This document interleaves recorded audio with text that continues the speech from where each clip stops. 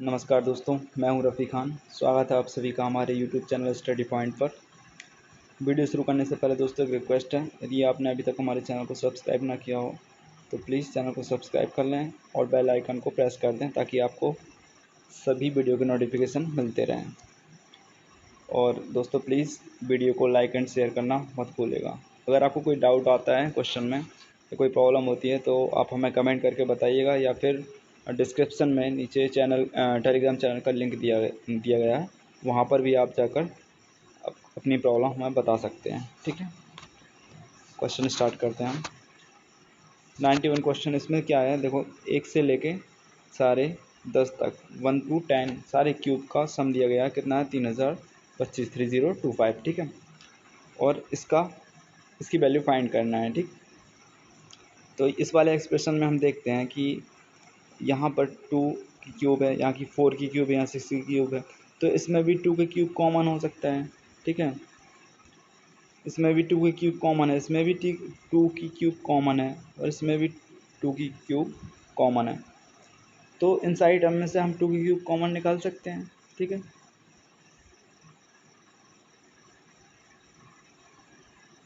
इसको लिख लेते हैं। 2 का क्यूब, 4 क्यूब, 6 क्यूब, ऐसे डाइजेस्ट करके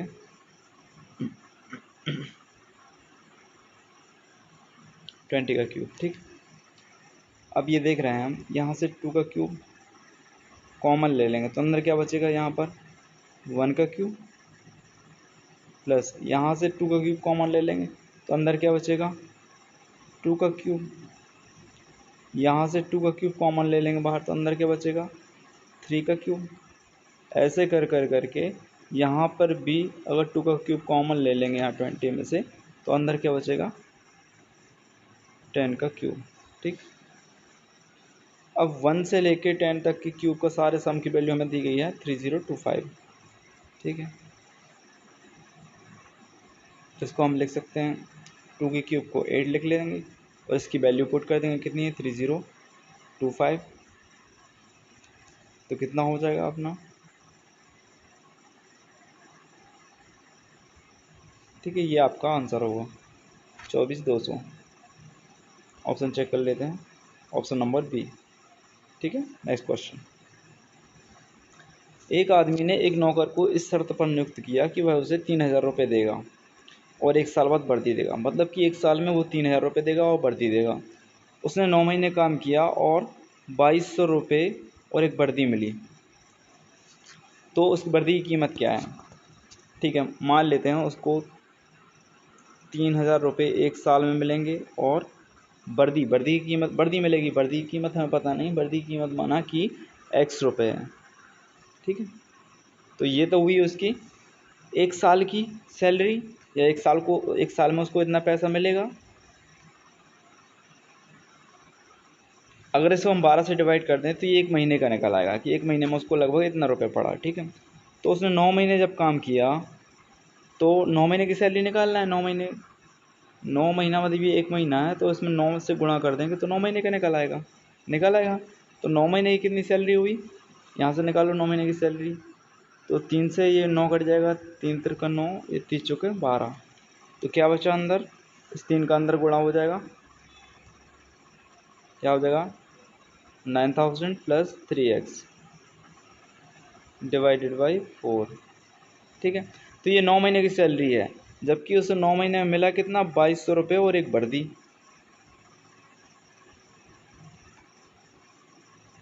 2,200 रुपये और एक वर्दी, उसे क्या मिला?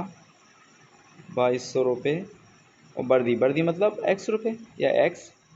ठीक, और 9 महीने में सैलरी कितनी है उसकी? 9 महीने की ये वाली, तो ये दोनों बराबर होंगे, रख देते हैं बराबर।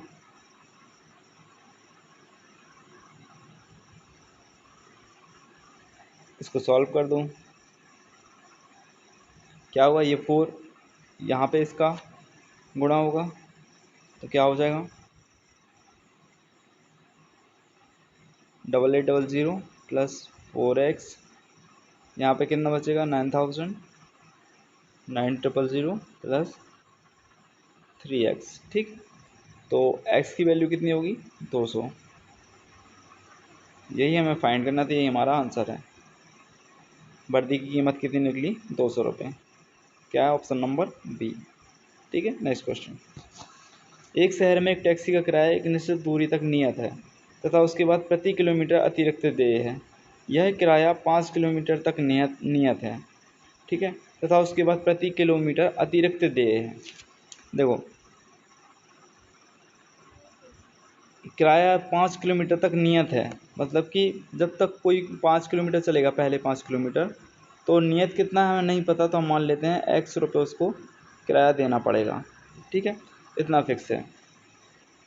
अब 5 से ऊपर जितने भी किलोमीटर चलेगा उसका पर किलोमीटर के हिसाब से अलग से उसको चार्ज देना होगा, ठीक है।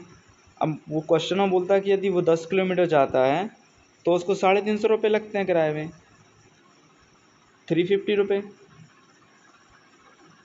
ठीक है। और यदि वह 15 किलोमीटर 25 किलोमीटर जाता है, मतलब 25 किलोमीटर, तो उसको कितना किराया देना पड़ता है, 800 रुपये देना पड़ता है, 800 रुपये देना पड़ता है, ठीक है। अब यहाँ पर हम देख सकते हैं, और निकालना क्या है, 30 किलोमीटर का निकालना है, ठीक है। तो यहाँ पर देखिए एक चीज़ कि 10 से 25 तक जाने में वो कितना 15 किलोमीटर और एक्स्ट्रा चलता है, 15 किलोमीटर चलता है, और किराया कितना बढ़ जाता है 15 किलोमीटर चलने से, उसका किराया बढ़ जाता है 450 रुपये। दोनों का अंतर कितना है, 450 रुपये। तो 15 किलोमीटर चलने पर 450 रुपये और लग जाते हैं, मतलब कि 1 किलोमीटर चलने का कितना निकला, 1 किलोमीटर का पर किलोमीटर का निकला उसका 450/15 डिवाइडेड बाई 15, कितना आएगा इसका, तो कितना निकला 1 किलोमीटर, 1 किलोमीटर का कितना निकलेगा 30 रुपये, मतलब प्रति किलोमीटर चलने पर वह 30 रुपये चार्ज लेगा, ठीक है। तो अब हमें पता है वो 10 किलोमीटर, अभी हमें नियत नहीं पता कि नियत कितना लिया उसने, मतलब जो 5 किलोमीटर स्टार्टिंग में चल रहा है उसका कितना फिक्स किराया ले रहा है वो। तो हमें पता है, हमें ये बात पता है कि कम से कम कि वह 10 किलोमीटर जब शुरू में चलता है, जब उसे 10 किलोमीटर चलना होता है तो वो शुरू में पहले 5 चलेगा, जिसका तो फिक्स किराया रहेगा, और अगले जो 5 चलेगा उसका पर किलोमीटर के हिसाब से पैसा लेगा, और पर किलोमीटर कितना रुपये लेगा, वो 30 रुपये के हिसाब से लेगा। तो शुरुआत के जो 5 किलोमीटर चलना है उसका किराया कितना मान लिया x है, ठीक है, और अगले जो 5 चलेगा उसका 30 किलोमीटर प्रति किलोमीटर के हिसाब से 30 रुपये लेगा, ठीक है। तो 5 किलोमीटर चलना है तो कितना हुआ, ये हुआ इतना, ठीक है। और 10 किलोमीटर चलने पर वो किराया कितना ले रहा है, 250 रुपये, सॉरी 350 रुपये, 350 रुपये क्वेश्चन, ठीक है। कितना ले रहा है 350 रुपये, तो 350 के बराबर हुई ये वैल्यू हुई। तो यहाँ से x की वैल्यू हम निकाल सकते हैं, कितनी आएगी, इसको सॉल्व करके कितना आएगी, ये होगा 150, ये 150 घटे तो कितना बचे 200, x बराबर 200। ये क्या हुआ, उसका नियत किराया है जो 5 किलोमीटर पर वो लेगा, ठीक है। अब हमें निकालना है 30 किलोमीटर पर वो कितना किराया लेगा। तो 30 किलोमीटर पर जब वो 30 किलोमीटर चलेगा तो पहले वो क्या चलेगा, पहले 5 किलोमीटर का उसका फिक्स किराया रहेगा, और अगले 25 का वो प्रति किलोमीटर के हिसाब से लेगा, ठीक है। तो हम निकाल सकते हैं 5 किलोमीटर कितना फिक्स है, 200 रुपये निकला, 200 रुपये नियत है जो, और अगले जो 25 का है वो 30 रुपये प्रति किलोमीटर के हिसाब से लेगा। तो 25 गुणा 30 कितना हो जाएगा,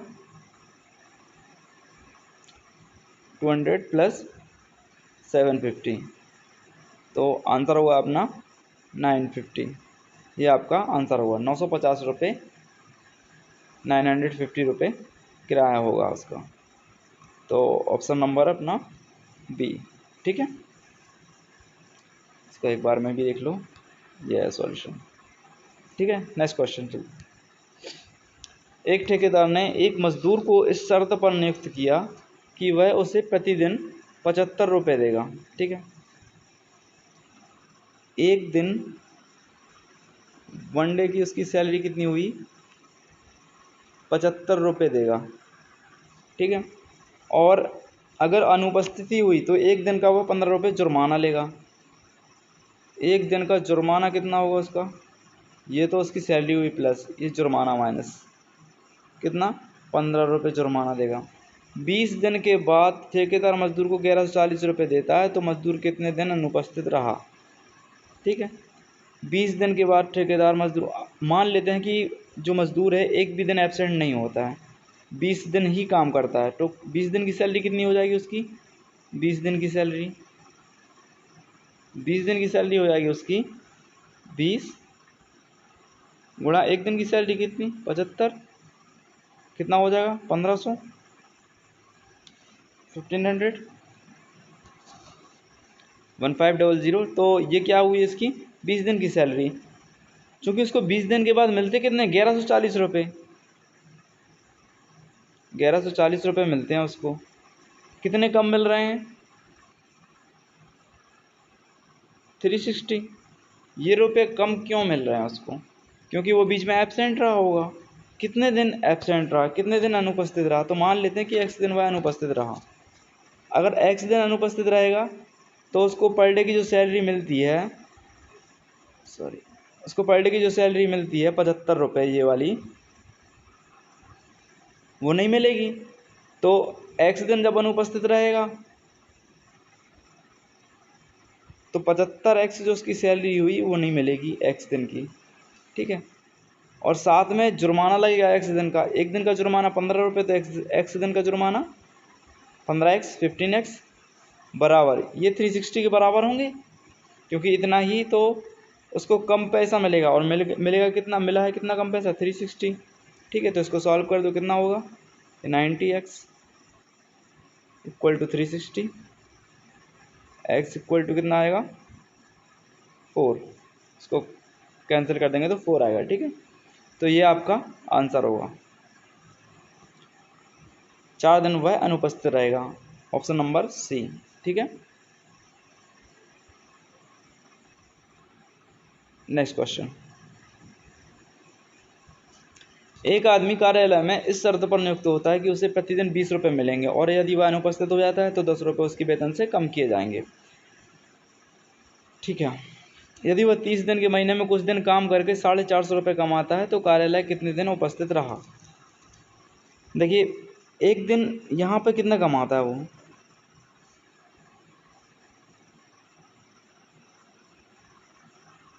इसकी 1 दिन की सैलरी कितनी है,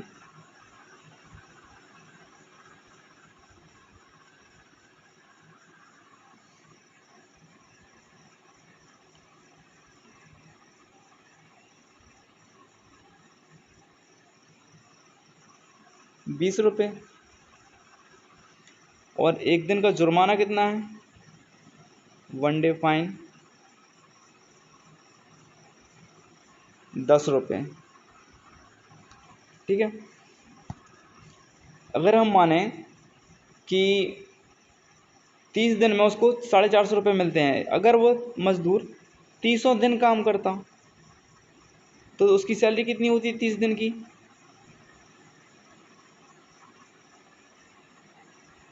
30 दिन की सैलरी कितनी होती, 30 × 20, क्योंकि 1 दिन की 20 है, कितने मिलते उसको, 600 रुपये। पर ये क्या एक्चुअल है, नहीं, उसको इतने नहीं मिल रहे हैं, उसको मिले हैं कितने, 450 रुपये, 450 रुपये मिले हैं उसको। तो कितना कम मिला उसको, 150। ये कम क्यों मिला है उसको, क्योंकि बीच में वो एब्सेंट रहा होगा, 30 दिन नहीं आया होगा। तो कितने दिन, मान लेते हैं कि x दिन एब्सेंट रहा, ठीक है। तो 1 दिन का जो उसको 20 रुपये मिल रहा था तो वो नहीं मिलेगा, x दिन एब्सेंट रहेगा तो ये उसको पैसा इतना नहीं मिलेगा, ठीक है। और साथ में जुर्माना भी लगेगा, जुर्माना 1 दिन का कितना है, 10 रुपये, तो x दिन का कितना हुआ, 10x, ये 150 के बराबर हुआ, 150 के, क्योंकि इतना उसको कम पैसा मिल रहा है और एक्चुअल में कितना कम मिल रहा है, 150, ठीक। तो कितना हुआ, 30x इक्वल टू 150, तो x बराबर कितना हुआ, 5, 5 दिन वह अनुपस्थित रहा, जबकि हमें बताना है कार्यालय में कितने दिन उपस्थित रहा। तो टोटल 30 दिन का काम था, तो 30 में से 30 में से 5 माइनस कर देंगे तो 25। तो इतने दिन 25 दिन वह प्रेजेंट रहा, ठीक है, उपस्थित रहा। आंसर हो गया आपका डी। ठीक है, नेक्स्ट क्वेश्चन, इसको पहले एक इसमें देख लो। ठीक है, नेक्स्ट क्वेश्चन की तरफ चलते हैं। इसमें बताना है कृष्णा के पास कुछ मुर्गी हैं, कुछ बकरी हैं। यदि कुल सिर गिने जाए तो 81 हैं और कुल टांगें गिनी जाए तो 234 235। ठीक है, तो उसके पास कितनी बकरियां हैं। मान लेते हैं कि मुर्गी को एम से रिप्रेजेंट कर रहे हैं और बकरी को बी से रिप्रेजेंट कर रहे हैं। ठीक है, मुर्गियों की संख्या है एक्स और बकरे की संख्या है या बकरियों की संख्या है वाई। तो कुल सिरों की संख्या मतलब मुर्गी और बकरी दोनों की संख्या कितनी है, एक्स प्लस वाई कितना आ रहा है 81। अब अगर बोलें कि मुर्गी की टांग है मतलब लेग्स कितने होंगे मुर्गियों के 2, तो मुर्गियों के पास टोटल लेग्स कितने होंगे 2x।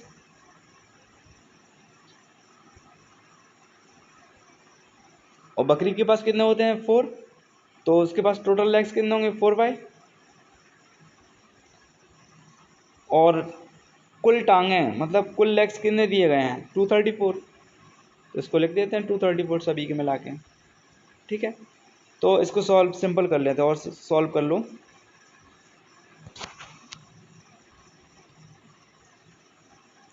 इसमें से अगर 2 कॉमन ले लें तो क्या बचेगा, x प्लस 2y बराबर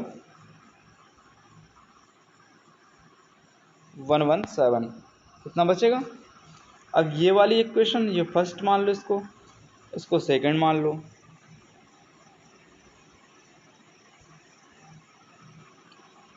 इन दोनों को सॉल्व कर दो, तो फर्स्ट वाली इसके नीचे लिख देते हैं। ठीक है, x प्लस वाई 81। ठीक है, इन दोनों को सॉल्व करना है, ये फर्स्ट वाली है। ठीक, दोनों को माइनस कर देते हैं, माइनस करेंगे तो इसके साइन चेंज हो जाएंगे, ये प्लस का ये माइनस का, ये प्लस का ये माइनस का, ये भी माइनस का। तो ये एक्स एक्स तो कैंसिल हो जाएंगे, यहाँ 2y में से गया तो y बचा। यहाँ कितना बचेगा 117 से 81 कितना बचेगा 636। y बराबर कितनी आई 36। y क्या है बकरी, तो बकरियों की संख्या आ गई 36। हम बताना क्या है बकरी, बकरी ही बताना, मतलब आंसर अपना कितना है 36, ऑप्शन नंबर सी। ठीक है, ये आपका आंसर। नेक्स्ट क्वेश्चन, एक 2 अंकों की संख्या में इकाई का अंक मान लीजिए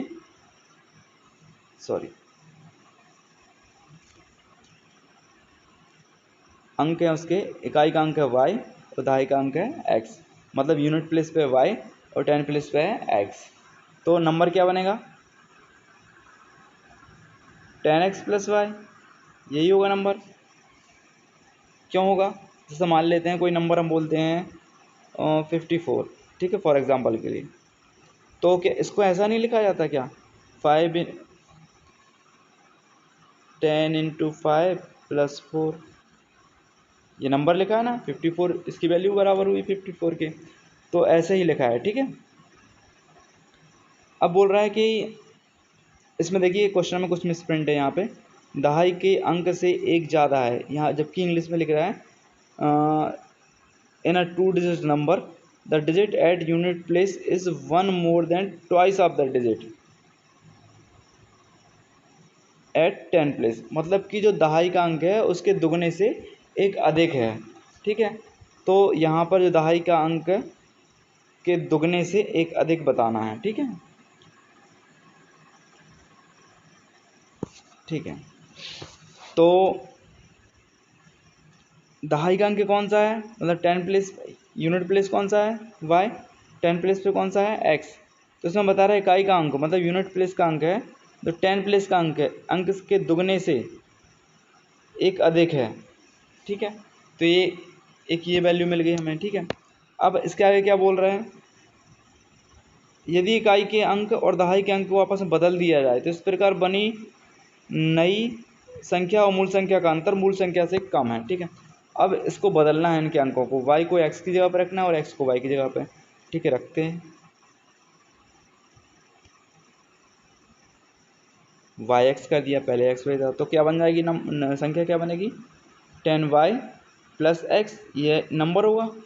ठीक है, तो ये नंबर और मूल नंबर कितना था, 10x प्लस वाई, इन दोनों का अंतर क्या है, मूल अंतर से एक कम है। अब इसको सेट कर दो, क्या बोल रहा है क्वेश्चन में, ये 10y प्लस एक्स है जो ये, और जो मूल नंबर है, मूल नंबर कितना, 10x प्लस वाई, ये मूल अंक मूल संख्या से एक कम है, मतलब 10x प्लस वाई से एक कम है। क्वेश्चन को सेट कर दिया, तब इसको सॉल्व कर दो। अगला स्टेप क्या हुआ अपना, ये 10y प्लस एक्स, ठीक है, माइनस कितना हो जाएगा, 10x minus Y equal to 10x plus Y minus 1। इसको सॉल्व कर दूं, ये 10y है और ये माइनस वाई, कितना बचा, 9y। ये x प्लस का है, ये माइनस 10x 10 है, तो कितना बचेगा, माइनस 9x इक्वल टू, यहाँ पे कितना, 10x प्लस वाई माइनस 1। इसको भी सॉल्व कर दूं, कितना होगा, ये y इस साइड आएगा तो कितना हो जाएगा, माइनस का हो जाएगा, तो कितना बचेगा, 8y यहाँ पर, और ये x है, इसको उस तरफ ले जाएंगे तो कितना हो जाएगा वहाँ पर, 19x और माइनस 1 क्यों कहते हो। ठीक, अब हमें y की वैल्यू चूँकि पता है पहले से, ये y बराबर 2x प्लस 1, तो वहाँ पे सेट कर देते हैं क्वेश्चन में। 8 y की वैल्यू क्या लगी थी, 2x प्लस 1, ये क्वेश्चन से है 19x प्लस 1। ठीक है, इसको सॉल्व कर दो, कितना हो जाएगा, 16x plus 8 equal to 19x minus 1, कितना बचा, x बराबर क्या आएगा, 9। ठीक है, इसको सॉल्व करने पर ये x बराबर 9, हाँ सॉरी 3x बराबर 9 आएगा। ठीक है, तो x बराबर क्या निकल के आएगा, 3। ठीक, तो आपका नंबर x बराबर 3 आ गया, और y बराबर 2x प्लस 1 है, ये लिखा है 2x प्लस 1, तो यहाँ पे रख सकते हैं, इसकी वैल्यू रख दो, 2x प्लस 1, x की वैल्यू निकल के आई 3, तो यहाँ रख दो, कितना हो जाएगा, 2 गुणा 3 प्लस 1, कितना हुआ, 6 7, तो y की वैल्यू निकल आई 7 और x की वैल्यू निकली 3, तो नंबर क्या बन गया, यहाँ पर रख दो, x की वैल्यू कितनी निकल के आई 3, y की वैल्यू निकल के आई 7, कितना बन गया 37, मूल संख्या क्या है 37, ऑप्शन नंबर बी हो जाएगा। ठीक है, ऐसे क्वेश्चनों को इतना लंबा ना करके हम ऑप्शन से भी कर सकते हैं, क्योंकि हमें पता है इकाई का अंक है, यानी यूनिट प्लेस, जो 10 प्लेस से दुगने से एक अधिक है, तो देखो इसमें तो है नहीं दुगने से अधिक, तो ये तो नहीं होगा, इन तीनों में है, इकाई का अंक दहाई के अंक के दुगने से अधिक है, तो क्या करेंगे, इसको चेक कर लो जैसे। ठीक है, तो इसका अंक पलटेंगे तो कितना बन जाएगा, 52, 25 को पलटेंगे तो 52 बनेगा।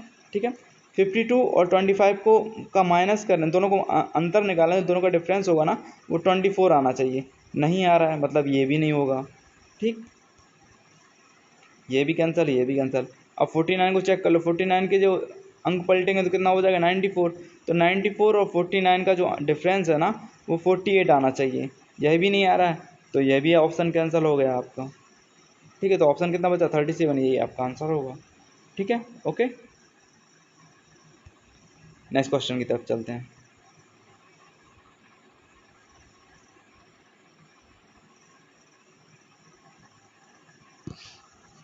यदि मनोज की आयु के अंक, देखिए मनोज को m से रिप्रेजेंट कर दिया, इनके आयु के अंक मान लीजिए x y सेम वैसे, तो इनकी आयु कितनी होगी 10x प्लस वाई। इनके अंकों को पलट दिया जाए तो उसकी पत्नी की आयु प्राप्त होती है। अब इनके अंकों को पलट दो, भाई वाई एक्स, डब्ल्यू से वाइफ को रिप्रेजेंट कर रहे हैं, ठीक है। तो कितनी हो जाएगी इनकी वाइफ की आयु 10y प्लस एक्स। इनकी वाइफ की एज क्या हुई 10y प्लस एक्स। अब दोनों की आयु का योग 1/11 उनकी आयु के अंतर के बराबर है। क्वेश्चन बोल रहा है कि इन दोनों की आयु को जोड़ दिया जाए तो उसका 1/11 किया जाए तो दोनों की आयु का जो अंतर है उसके बराबर आएगा। मतलब इन दोनों की आयु को जोड़ दो पहले, ठीक है। तो कितना हुआ 10x प्लस ये 10x प्लस एक्स कितना हो जाएगा 11x प्लस ये y और ये 10y जोड़ दो तो कितना हो जाएगा 11y। कितनी हुई आयु इनकी 11। ये इनकी आयु का योग हुआ। तो उसकी आयु का 1/11 योग का 1/11 निकालना है, मतलब कि इसको 11 से डिवाइड करने पर क्या मिलता है, उन दोनों की आयु का अंतर मिलता है, ये बोल रहे हैं। तो दोनों की आयु का अंतर निकाल दो, अंतर 10x plus Y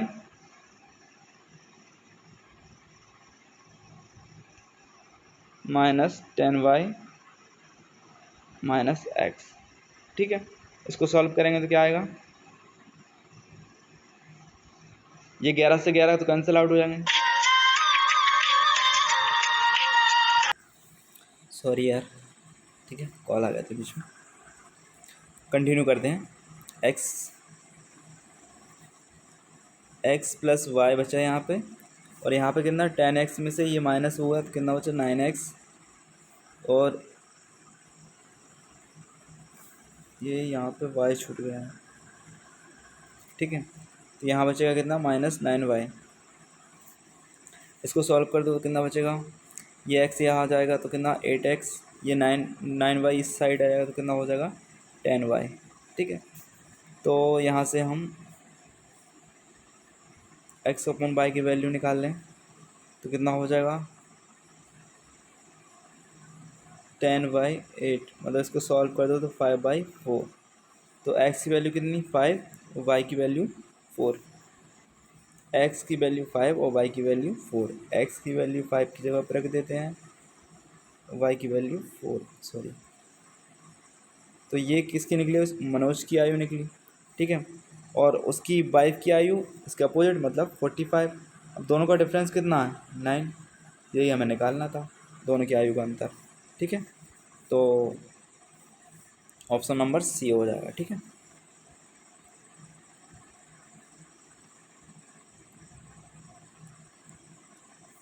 next question, एक व्यक्ति किसी पुस्तक का 2/5 भाग पहले दिन पढ़ता है, अगले दिन वह पहले दिन की अपेक्षा, देखो लिखते जा रहे हैं, इसको नोट करते हैं। पहले दिन क्या पढ़ रहा है वो 2/5 भाग पढ़ रहा है किसी बुक का, ठीक है।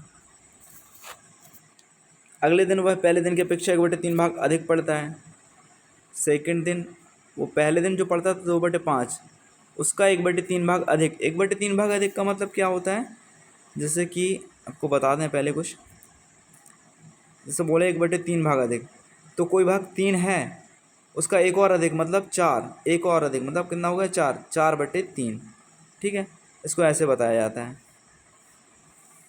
जैसे कि एक आध और एग्जांपल बता दें, जैसे कि बोलें कि 2/3 भाग अधिक, जहाँ पर 2/3 भाग अधिक बोला जाए ना, तो इसका मतलब कि 3 तो ओरिजिनल वैल्यू उसकी, और 2 और अधिक मतलब कि 5/3 हो जाएगा इसका, ठीक है।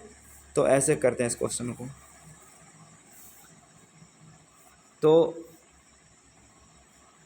क्वेश्चन पे आ जाते हैं, क्या बोल रहे हैं 1/3 भाग अधिक। 1/3 भाग अधिक मतलब 3 तो है, एक और अधिक 3 में तो कितना हो जाए 4, 4/3। इसको सॉल्व कर दो कितना आ जाएगा 8/15, 8/15, ठीक है। अब तीसरे दिन उसके पास कुल 15 पेज बचे हैं, तो पुस्तक में पेजों की संख्या, कुल पेजों की संख्या बताना है। तीसरे दिन उसके पास 15 पेज बच रहे हैं, तो पहले हम निकाल लें कि 1 और 2 दिन में मिलकर उसने कितने पेज पढ़े, तो निकाल लेते हैं।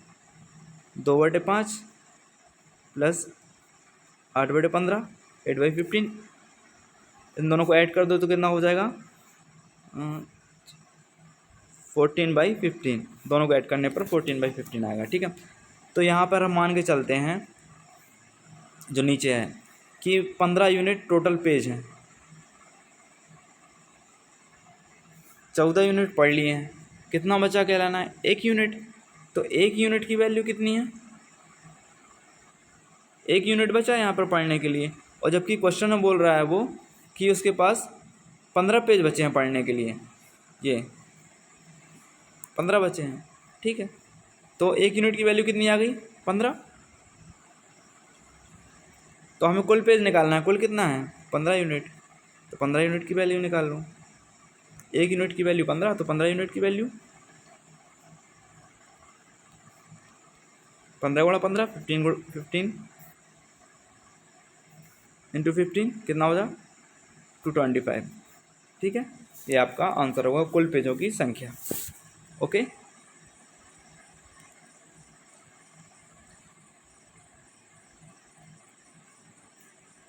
नेक्स्ट क्वेश्चन देखो, यहाँ पे बताया ए बी और सी सभी एक अंक हैं, डिजिट है मतलब। ठीक है, तो नीचे दिए गए संबंध को संतुष्ट करते हैं, तो निश्चित रूप से सी नहीं हो सकता है। ठीक है, हमें ये ऑप्शन बताना है कि ये वाले हो सकते हैं कि नहीं हो सकते। 7 हो सकता है, 9 हो सकता है, 7 और 9 से आइदर 7 और 9, नन ऑफ दिस, क्या है इसमें से। ठीक है, तो हम लिख लेते हैं, नंबर है क्या है 8A2, ठीक है, 3B5, C4, इसको 1712। ठीक है, इसको ऐसे देखना है अपन को, ये यूनिट प्लेस के, ये दहाई वाले 10 प्लेस के, ये उसके बाद के। ठीक है, अब आपको दिख रहा है कि 2, 5, 2, 5 और 4 इनको ऐड किया कितना 11, 11 का 1 क्या आई कैरी आई, 1 कैरी आई यहाँ पे।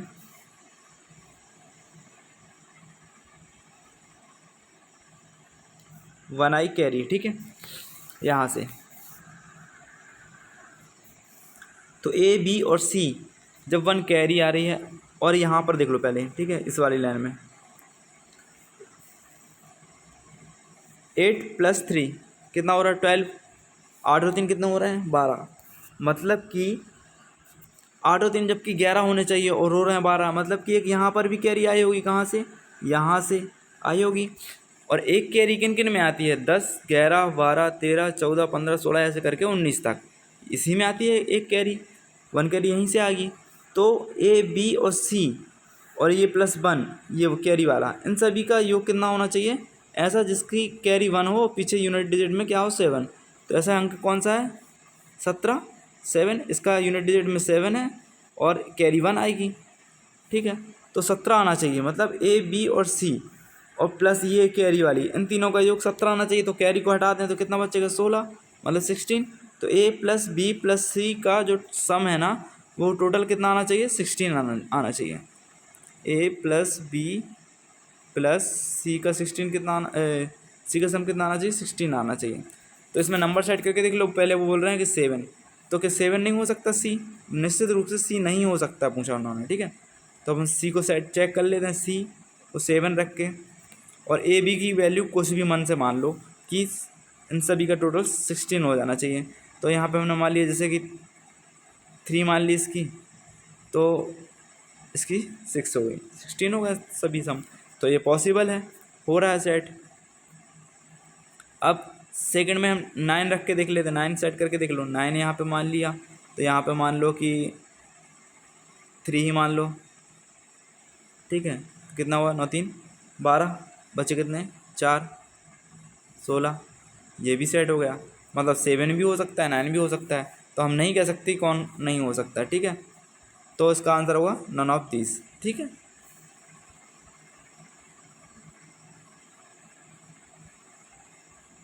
नेक्स्ट क्वेश्चन, इसमें हमें क्या बताना है कि सबसे बड़ी भिन्न कौन सी है। तो पहले हम भिन्न लिख लेते हैं, 2/3, 5/6, 11/15 एंड 7/8। ठीक है, इनमें सबसे बड़ी भिन्न बताना है हमें।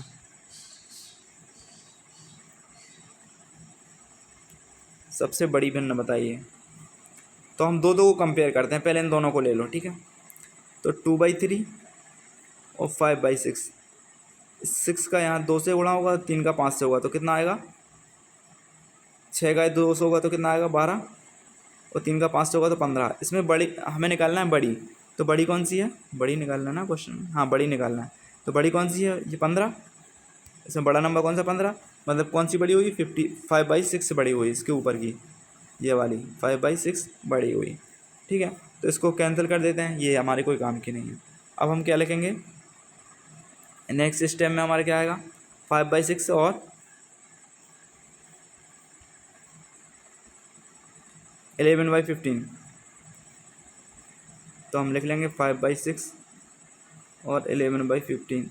अब इन दोनों का कंपेयर करेंगे, तो इन दोनों में कौन सी बड़ी है, इसका गुणा यहाँ हुआ, इसका गुणा यहाँ हुआ, 15/75 और 11 के 6 में से 66। तो इसमें बड़ा कौन है, 75, मतलब 5/6। तो ये वाली वैल्यू भी आपकी छोटी है, तो इसको भी नहीं लेंगे। अब कौन लेंगे, 5/6 ये बड़ी है। ठीक है, तो अब कंपेरिजन किस किस के बीच में होना है, ये वाली आपकी छोटी है, ये वाली छोटी है। ठीक है, 5/6 बड़ी है। अब कौन कौन सी वैल्यू रह गई है, एक 5/6 रह गई है और 7/8। 5/6 बड़ी है, अभी तक दो लोगों से कंपेयर कर चुके हैं। ठीक है, तो अब लास्ट निकालना है 5/6 और 7/8 का कंपेयर कर दूं तो कितना हुआ, 8×5, इसका यहाँ पे पड़ा हुआ 8×5 40, इसका यहाँ हुआ 6×7 42, सॉरी। तो कौन सी बड़ी है, 40 की 42, 42 बड़ी है ना, तो 42 बड़ी मतलब 7/8 बड़ी है, 7/8 बड़ी है आपकी फ्रैक्शन। ठीक है, तो आंसर क्या होगा आपका 7/8, ऑप्शन नंबर ए हो जाएगा। ठीक है, नेक्स्ट क्वेश्चन की तरफ चलते हैं।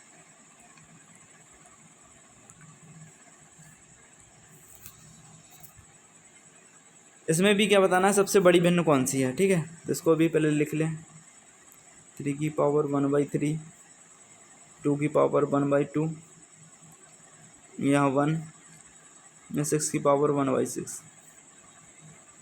ठीक है, इसमें से बड़ी भिन्न बड़ी संख्या बतानी कौन सी है। ठीक, तो देखो ये 1/3 है, 1/2 की पावर 1/6 की पावर है, यहाँ इसको तो हम निकाल नहीं सकते, इससे हमें क्लियर नहीं हो पा रहा। तो हम क्या करेंगे, ये नीचे का जो 1/3 है, मतलब 1/3 का 3, 1/2 का 2, 1/6 का 6। ठीक है, तो इनका एलसीएम ले लेंगे, क्या आएगा 6 आएगा ना। तो हम 6 से 6 के ऊपर, मतलब 6 की पावर सभी के ऊपर 6 की पावर लगा देंगे, सभी के ऊपर एक समान रूप से लगा सकते हैं। जैसे 1/3, सॉरी 3 है, 3 के ऊपर है 1/3 गुणा 6 से गुणा कर दिया। ठीक है, इसकी पावर में 2 है, 2 के ऊपर 1/2 की पावर है, इसको भी 6 से गुणा कर दिया, 6 से।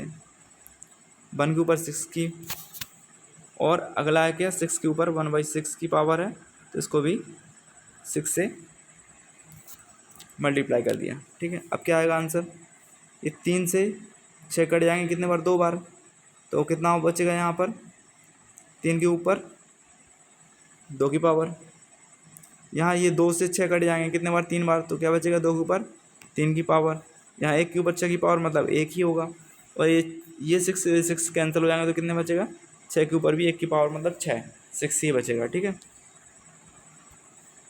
तो अब क्या हुआ, 3 का स्क्वायर 9, 2 का क्यूब कितना होगा 8, ये 1, ये 6।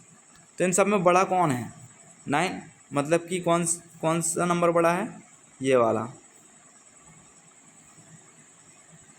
3/3 के ऊपर 1/3 की पावर, ऑप्शन नंबर होगा आपका डी। ठीक है, नेक्स्ट क्वेश्चन, इनको भी लिख लो। इसमें सबसे छोटी बताना है, अभी तक बड़ी बता रहे थे, अब छोटी बताना है। 4/9 अंडर रूट के अंदर 9/49, 0.45 और 0.8 का स्क्वायर। ठीक है, इसमें हमें सबसे छोटी बताना है, सबसे छोटा नंबर कौन सा है ये बताना है। ठीक है, 4/9 को 4/9 नहीं लिख दो, इसको अंडर रूट से बाहर निकालो तो कितना बचेगा, यह 3/7। ठीक है, ये 0.45 को 45/100 लिख सकते हैं, और इसको क्या लिख सकते हैं, 0.8 का स्क्वायर मतलब 0.64, और 0.64 को हम 64/100 लिख सकते हैं ना, तो इसको डायरेक्ट यहीं पे लिख देते हैं। ठीक है, 64/100 ही लिख दो डायरेक्ट ये। ठीक है, तो हमें सबसे छोटी बताना है, तो यहाँ दो को कंपेयर, इनमें सब में कंपेयर करते हैं कि कौन छोटी है। ठीक है, तो ये तो क्लियर यहीं से हो रहा है कि ये वाली नंबर छोटी है, तो इसको तो हम यहीं से कैंसिल कर देंगे कि ये वाली नहीं है, ये वाला आंसर नहीं है, ये कैंसिल हो गया। अब बचे ये 3। ठीक है, इन 3 में कंपेयर करना है, तो पहले इन दोनों में कंपेयर कर लो। ठीक है, 4/9 और 3/7 में कंपेयर कर लो, तो ये 7 चौके 28, ये वो हो जाएगी, ये 9 3 27, ये हो जाएगी। तो हमें सबसे छोटी बताना है, तो छोटी कौन सी है, 27, मतलब कि ये 3/7 छोटी है, ये वाली भी कैंसिल हो गई।